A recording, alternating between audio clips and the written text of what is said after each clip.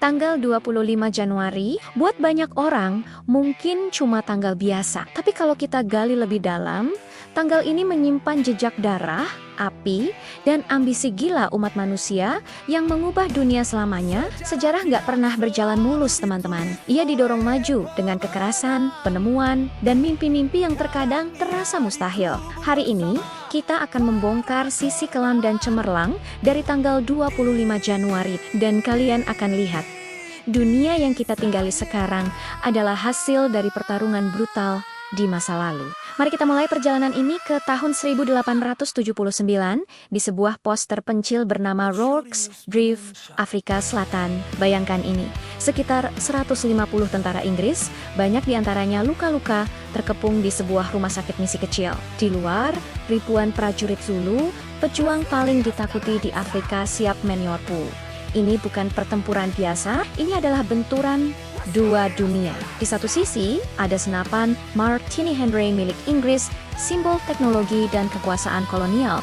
Di sisi lain, ada tombak assegai dan perisai kulit sapi milik Zulu, simbol perlawanan dan keberanian untuk mempertahankan tanah air. Selama hampir 12 jam tanpa henti, Rorke's Drift menjadi neraka. Para prajurit Zulu, dengan formasi tanduk banteng mereka yang legendaris, menyerbu bergelombang-gelombang. Mereka memanjat barikade yang terbuat dari karung jagung dan kotak biskuit. Tentara Inggris yang kalah jumlah secara ekstrem menembak sampai laras senapan mereka panas membara. Pertempuran jarak dekat tak terhindarkan. Bayonet bertemu tombak. Teriakan perang bercampur dengan pekikan kesakitan. Atap rumah sakit dibakar, memaksa para tentara untuk bertarung dari kamar ke kamar sambil mengevakuasi rekan mereka yang terluka. Keesokan paginya, ketika fajar menyingsing, pemandangannya mengerikan. Ratusan mayat prajurit Zulu tergeletak di sekitar benteng. Di pihak Inggris 11, tentara dianugerahi Victoria Cross, penghargaan keberanian tertinggi, jumlah terbanyak yang pernah diberikan untuk satu pertempuran. Rorke's Drift kemudian diromantisasi sebagai kisah kepahlawanan epik oleh kerajaan Inggris, tapi di baliknya, ini adalah tragedi berdarah. Ini adalah potret brutal dari ekspansi kolonialisme, di mana ambisi satu bangsa dibayar dengan nyawa bangsa lain. Tanggal 25 Januari ini mengajarkan kita bahwa sejarah heroik seringkali ditulis dengan tinta darah di atas tanah asing. Sekarang, kita lompat ke era yang berbeda, namun sama revolusionernya. Tahun ke-1915, di tengah gemuruh Perang Dunia Pertama yang mulai membara di Eropa, sebuah keajaiban teknologi terjadi di Amerika Serikat. Alexander Graham Bell, sang penemu telepon, mengangkat gagang telepon di New York. Di ujung sana, ribuan kilometer jauhnya di San Francisco, rekannya Thomas Watson mendengar suaranya dengan jelas. Mr. Watson, come here, I want you. Kalimat legendaris yang dulu hanya bisa menempuh jarak beberapa meter, kini melintasi seluruh benua. Ini bukan sekadar panggilan telepon biasa.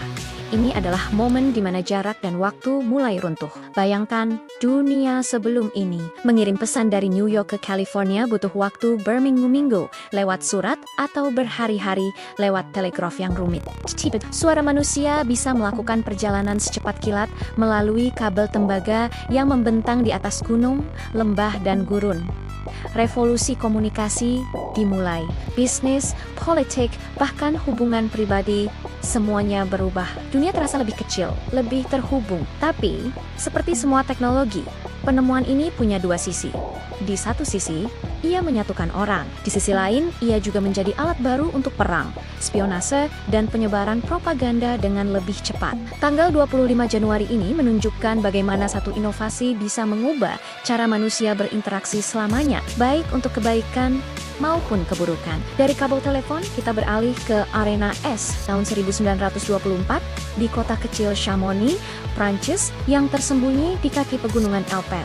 Untuk pertama kalinya dalam sejarah, Olimpiade musim dingin digelar. Atlet dari berbagai negara berkumpul bukan untuk berperang, tapi untuk bersaing dalam olahraga seperti ski, seluncur es, dan bobsleigh. Ini adalah sebuah ide yang indah, sebuah upaya untuk menyatukan dunia melalui semangat sportivitas. Hanya beberapa tahun setelah Perang Dunia Pertama yang menghancurkan Eropa, tapi jangan salah, di balik senyum para atlet dan bendera yang berkibar, politik tetap bermain. Olimpiade musim dingin adalah panggung baru bagi nasionalisme. Kemenangan seorang atlet bukan lagi kemenangan pribadi, tapi kemenangan negaranya. Setiap medali emas adalah simbol keunggulan nasional. Ajang ini menjadi medan pertempuran tanpa senjata, di mana negara-negara memamerkan kekuatan dan ketahanan warganya. Ironisnya, Jerman, yang dianggap sebagai pemicu perang, dilarang ikut serta. Jadi sementara Olimpiade ini mempromosikan perdamaian, ia juga mencerminkan luka dan perpecahan yang masih tersisa dari konflik global. 25 Januari tahun 1924 adalah pengingat bahwa bahkan dalam upaya paling mulia untuk persatuan, bayang-bayang persaingan dan politik kekuasaan selalu mengintai di latar belakang. Sekarang, kita terbang lebih tinggi lagi, melampaui atmosfer bumi. Tahun ke-1961, dunia sedang berada di puncak Perang Dingin. Amerika Serikat dan Uni Soviet terkunci dalam perlombaan sengit untuk membuktikan siapa yang lebih superior. Soviet baru saja mengejutkan dunia dengan meluncurkan Sputnik dan mengirim Yuri Gagarin keluar angkasa. Amerika merasa tertinggal dan terhina. Lalu, pada tanggal 25 Januari, dalam pidato kenegaraannya yang pertama, Presiden John F. Kennedy melemparkan tantangan yang akan mengubah sejarah eksplorasi selamanya. Kennedy tidak hanya berbicara tentang kebijakan dalam negeri, dia menatap ke langit dan secara implisit menyatakan perang baru. Perlombaan ke bulan. Ini bukan hanya tentang sains atau penemuan, ini adalah pernyataan geopolitik yang sangat kuat. Mendaratkan manusia di bulan dan membawanya kembali dengan selamat adalah cara Amerika untuk menunjukkan kepada dunia, dan terutama kepada Soviet, siapa yang memegang kendali atas teknologi, inovasi, dan masa depan. Ambisi ini gila, mahal, dan sangat berisiko. Tapi ambisi inilah yang mendorong lahirnya program Apollo, memacu inovasi teknologi yang luar biasa, dan pada akhirnya menginspirasi satu generasi untuk bermimpi besar. 25 Januari ini menjadi titik awal dari salah satu pencapaian terbesar dalam sejarah manusia, yang lahir bukan dari rasa ingin tahu murni, tapi dari persaingan brutal antara dua negara adidaya. Perjalanan ambisi manusia tidak berhenti di bulan. Kita terus menatap lebih jauh. Pada tanggal 25 Januari tahun 2004, setelah perjalanan jutaan kilometer menembus kehampaan angkasa, sebuah robot seukuran mesin pemotong rumput bernama Opportunity berhasil mendarat dengan selamat di permukaan Mars. Misinya mencari bukti adanya air di masa lalu planet merah itu.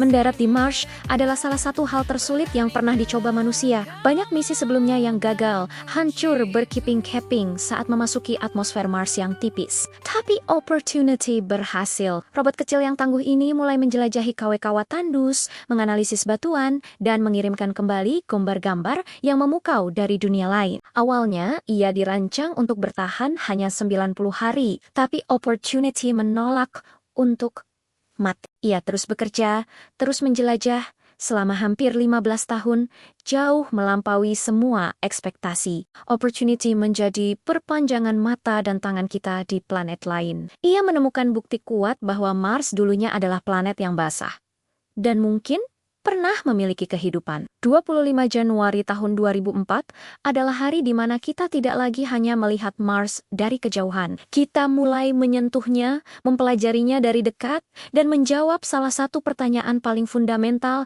adakah kehidupan di luar sana? Ini adalah bukti puncak dari rasa ingin tahu dan ketekunan manusia. Jadi, apa yang bisa kita simpulkan dari tanggal 25 Januari? Ini bukan sekadar kumpulan peristiwa acak. Ini adalah cerminan dari sifat dasar manusia itu sendiri. Kita adalah spesies yang mampu melakukan kekerasan brutal demi kekuasaan. Seperti di Rorke's Drift, kita adalah inovator jenius yang mampu menaklukkan jarak dengan teknologi. Seperti panggilan telepon lintas benua Bell, kita adalah pesaing sengit yang mengubah olahraga menjadi medan pertempuran simbolis, seperti di Olimpiade Chamonix, dan kita adalah pemimpi gila yang berani menatap bintang dan berkata, kita akan pergi ke sana, didorong oleh ambisi politik seperti Kennedy dan rasa ingin tahu tak terbatas seperti misi Opportunity. Setiap tanggal dalam kalender punya ceritanya sendiri. Tapi 25 Januari dengan campur aduk antara pertumpahan darah,